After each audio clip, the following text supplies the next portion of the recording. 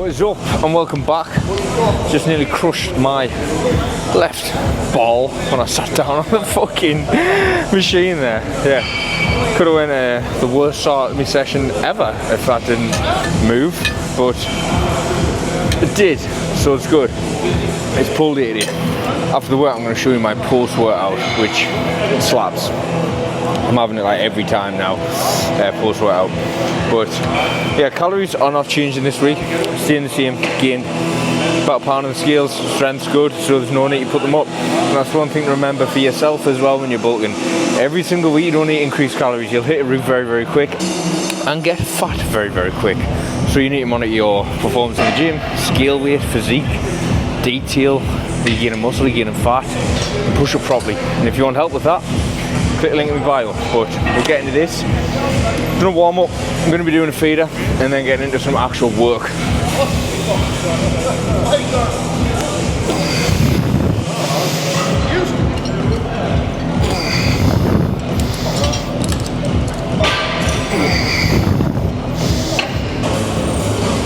Okay.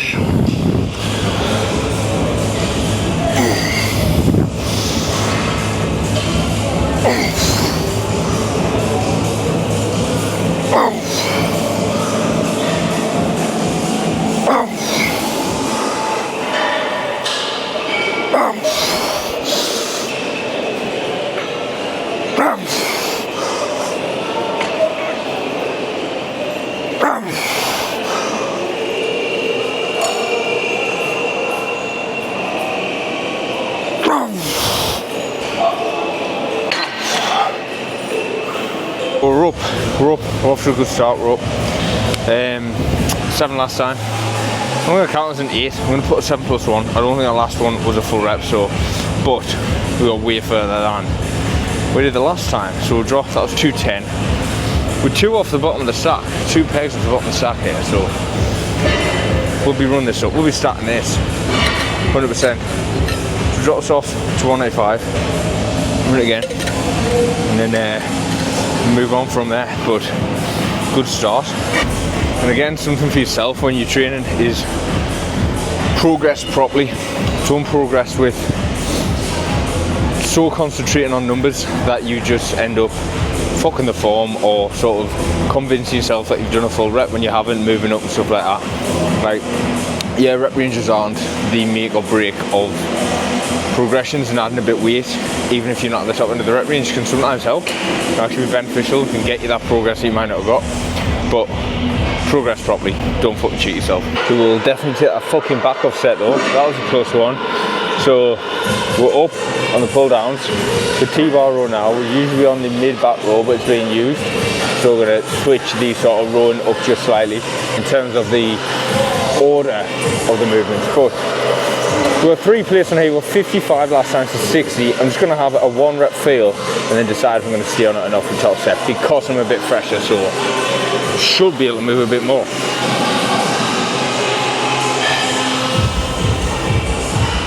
Yep, just get wrapped up and fucking send this.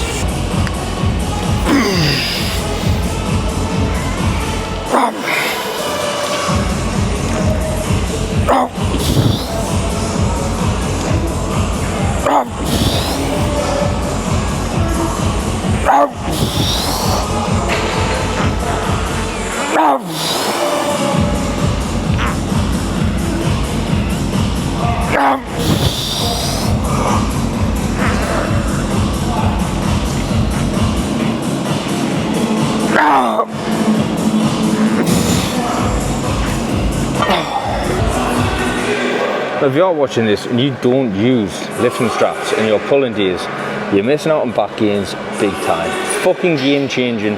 This is probably one of the most important lifting accessories for someone whose goal is hypertrophy, especially for the back, specifically for the back. So if you have not got them, get them. If you've got them, not sure how to use them, basically when they are like this off your hand, what you're going to do is have your hand through onto your wrist, have the actual strap between your thumb and your index finger. So you pull that tight around your wrist. So this basically lies between these two. You don't want it coming out the other way. So it's lying between there. Now when you strap up, you want to put your hand on one side and the lifting strap on the other. And then you just wrap it round underneath and over and pull it tight, and now you're on there. And as you can see, I'm pulling there and that's not fucking moving because the lifting strap thing's on. So it's set.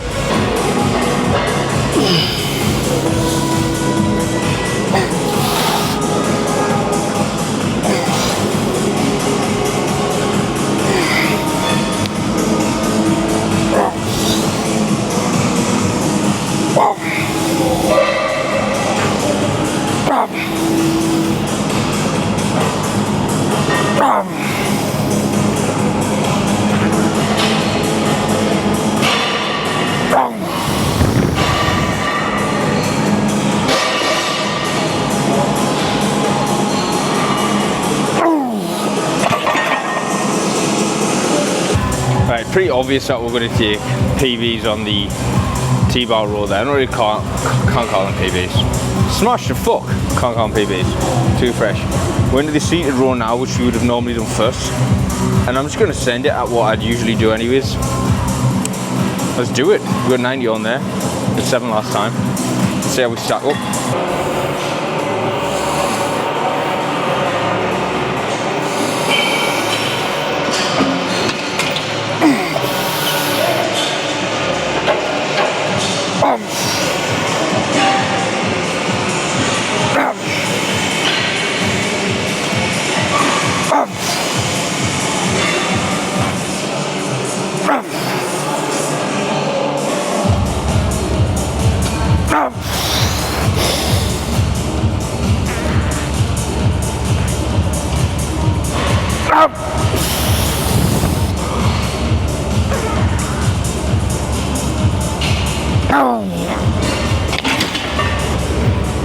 Fucking come on. That's what we want. That's what I want to fucking see. Matched it plus a half after T-bar row, which is telling me that T-bar row weren't too much of a fluke in terms of weight and reps. And actually we just fucking back, baby. We are just fucking back. Right. Let's drop this off to 80. Run it again. Wow, that felt nice. Do you know, like the first, you know, don't you? You just fucking know. The first rep, you just know. And that moved. And I was like, yeah, it's just, this isn't dropping off today. 100 next time, dare I say? I'm on 90. Push the 5 plates. If I can get in here before the T-bar row next time. We'll see.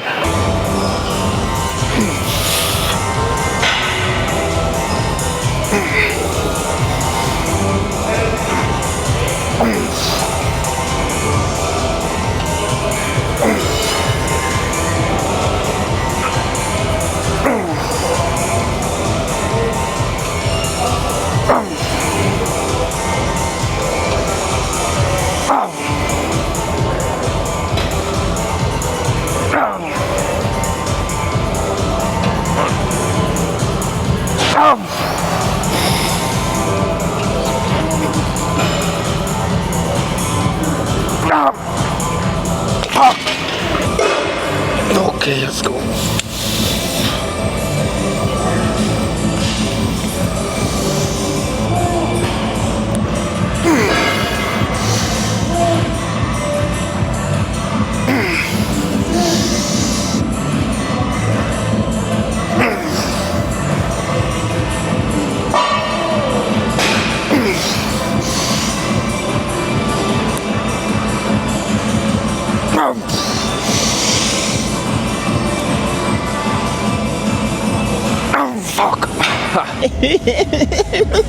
Boys, last movement of the day, and then we're going to be busting up the biceps and then hitting some rear delts. But what we're going to be doing is cable lap pullovers. I want to get locked in to a specific movement in this spot of this session. Done prime lap pullovers. I I don't know, the hit and miss is fuck for me. I want something that's consistent. So try this, and then maybe we'll try cable pullovers with like sort of on a bench, we're like lying down on the bench cable pullovers, because I think they bang as well. But we'll try this one today. I've actually not recorded that full first set. I'll do the second one. But what I was saying until I realised I wasn't recording is the cue to use on this, a couple of cues, is don't turn this into a row of any sort, right? So you don't want, when you're pulling down, you don't want to feel this. You don't want to contract the upper back. What you want to do is try to feel like you're pushing down and away and keeping all of the movement on the lats. So again, I've said this before, but it's like a drag, not a pull. So you're dragging it, you're not pulling it. And another cue is keep that chest high throughout. So keep the chest high, because once you start dropping that chest over, you start turning it into like a push down at the end. You don't want that. You want to keep dragging chest high, keep the lats engaged all the way through. And then once you get to the point where the only way to move that will be to bring into the muscles, just go back up, control, and then shortened length and partials at the end to finish the job off. But I'll record this set so you can see what I'm talking about.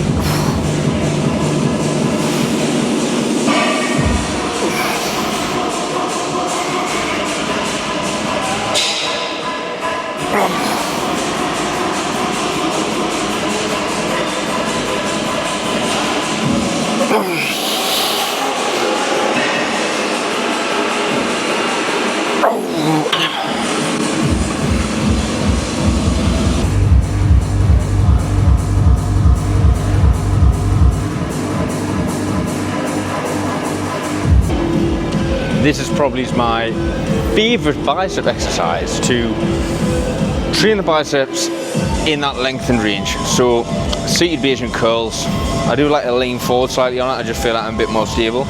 And then what I'm going to be doing is obviously grabbing those fucking D handles behind us, letting it stretch right out behind. And I've got the cable set just slightly above where my handle lie when I come up, and that's so it's pulling up against the bicep still rather than like across or down. And then I'm just going to be pulling in. Obviously in the later reps you probably see a bit of a cheek coming in, like getting that shoulder joint moving as well to really help it through. But we're going to tank these to fuck.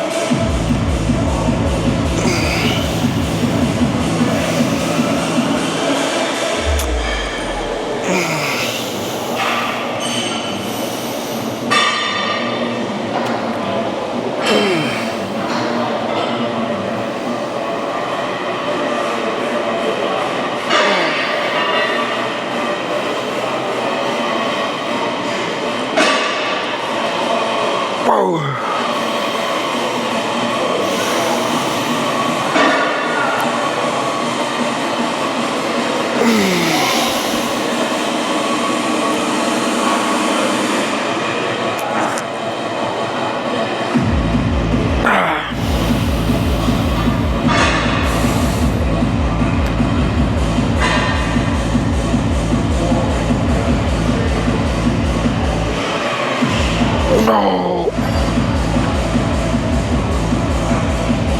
Oh. 2 more sets, and then we're doing single arm preacher curl to help balance out the muscle imbalance from left to right, because my right is just a bit bigger than my left.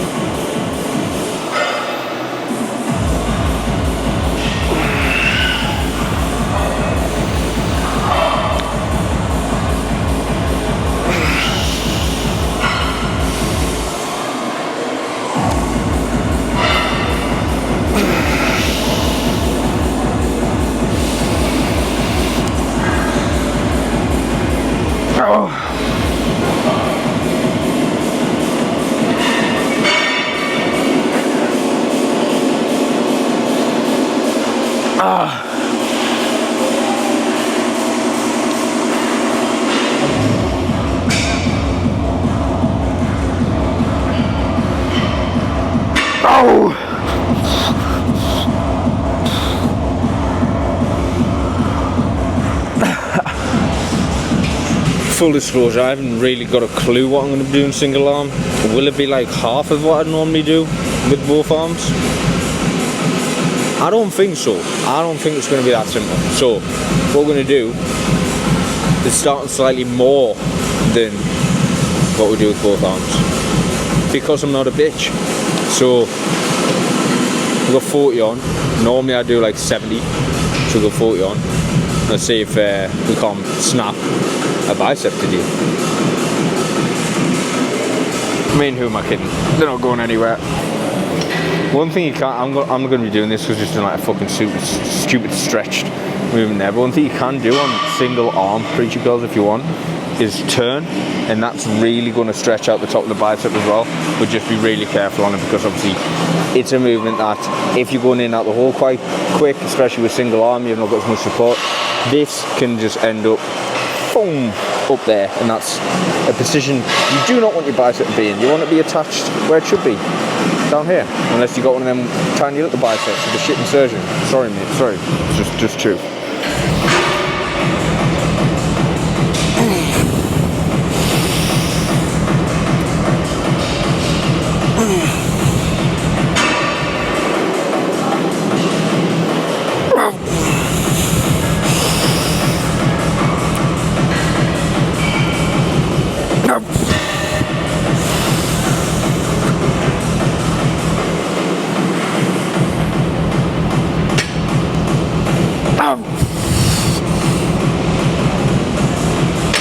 So starting with the left, if you are trying to even out muscle imbalance, start with the weaker one. I really have to explain why. It should just be logical, right? You prioritize it more, so then you got a bit more energy, a little bit more everything.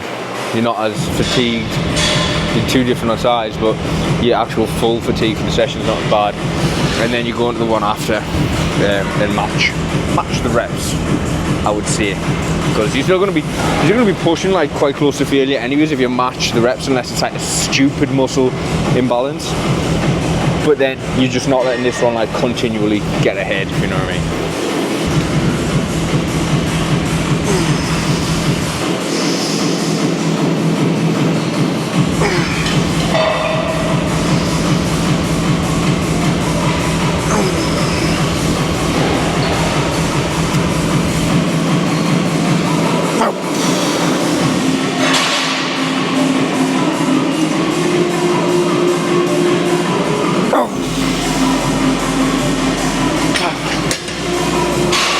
Yeah, I actually told a lie earlier. I said we're doing rear delts, but we ain't.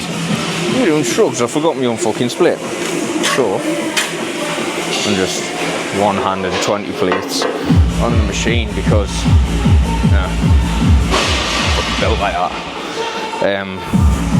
We're doing the shrug machine and 2 sets to finish up. Then I've got cardio. I'll show you my post-workout screen. So let's hit this.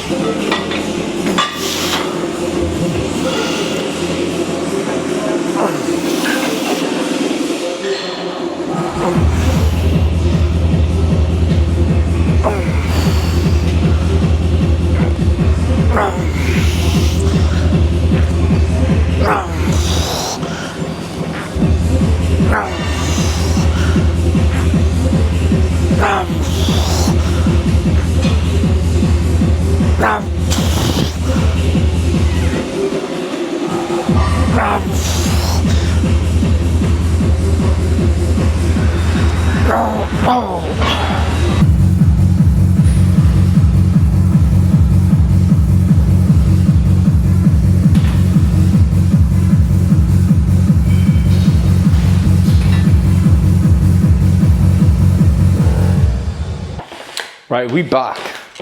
We got the whey protein to drip. Let's get these rice cakes on the go. Right, I don't know how other people do this, but I'll just do it in a bowl and then dip the rice cake on, pull it off, and shapow, that's dipped. So do that with 4. You can just drip it over, but I just think it's a bit messy. So if you do it this way, it seems to be a bit cleaner. To make the drip, I would start with like, see if you put 30 grams of protein in, I will put maybe like 20 grams of water, give it a mix, see what it's like, see if you want it more drippy, and then add from there. Because what you don't want to do is put too much water in, make it go really watery like a shake, and then you just sort of ruined it. You cannot really bring it back from there, unless you have more whey protein and you fucking with your macros. So yeah, it's land and no return then. So that's done. And then what I'll do is just spoon the rest out on the rice cakes, or just straight in the fucking gob. And I bang a bit of salt on, a bit of pink Himalayan, and some cinnamon. I just say stuff weird for some reason. And sometimes, or usually, I put berries on as well. But I ain't got the macros for it today. I've already had like 2 servings of berries today. Greedy bastard before the gym. But that's me post-workout. It's banging. Protein, carbs, job done. And if you have liked this video, like and subscribe. Like it. Let's see if we can hit 20 likes. Let's see if we can hit 20 likes. If you watched this far, like the video. And you know what? I want to do an eating challenge, but I want to make it worth me while. Like, so if you wanted to do one, comment so I know it's worth doing, and subscribe, because the more people subscribe, the more people watch the eating challenge, and the more worthwhile it was doing. Banging in 10-15k calories in a day. But that's just wrapped up, and Coach Kelly out.